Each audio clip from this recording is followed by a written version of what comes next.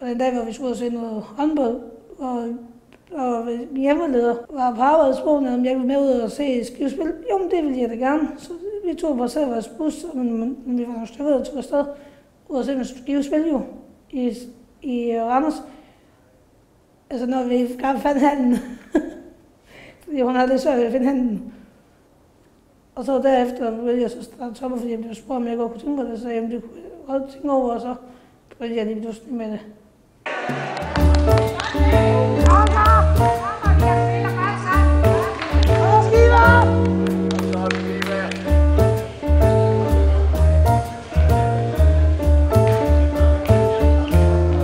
Jeg hedder Bente og kommer fra Strøger. Jeg vil tale om sport. Fordi jeg går til meget selv, så meget sport. Jeg gør meget sport selv. Det er sjovt, man får motion, man får bevægelser, og man kommer ud og spille stævner, man oplever noget, og fra andre kommer nye kammerater.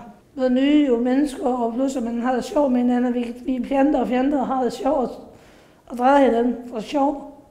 Og så når vi sidder i bussen på vej hjemme og får stævner det, og så er vi helt oppe at køre, og så siger vi, så er vi som med at sige, hvem det der vandt i dag, for skriver det råber vi hele bussen 2 eller 3 gange, og det kan man godt blive lidt hæs af.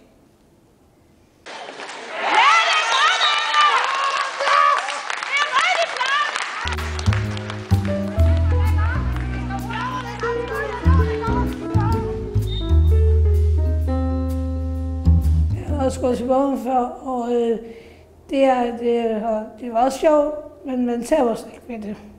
Det, man får, det er muskler, måske. Man tager sig ikke ret meget ved det, og det er det, jeg gerne vil jo. Fordi jeg synes, jeg er for meget.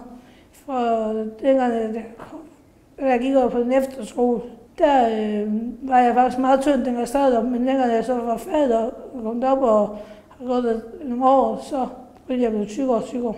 Jeg spiser for meget slik. Og jeg er den type, der er slikmund.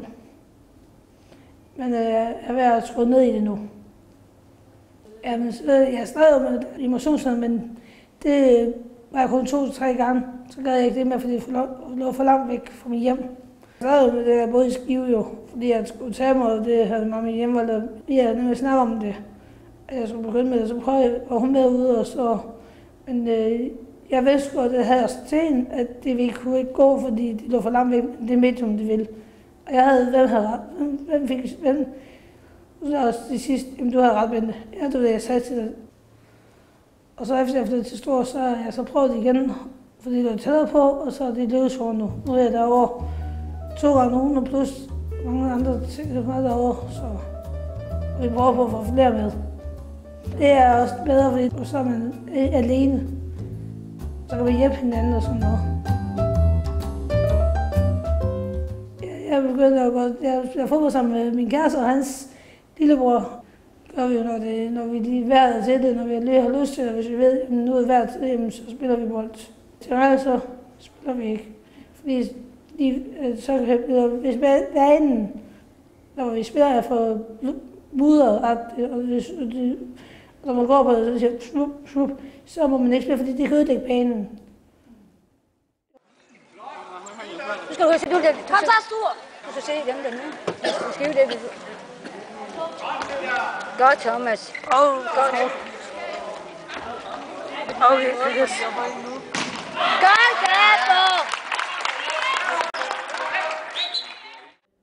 Ja, det er rart for mig at være så mange mennesker, fordi så føler jeg mig ikke ensom, og så føler jeg mig ikke, for ikke det der selvmordstanker, jeg går rundt med. Og så får man også nye venner og nye kammerater.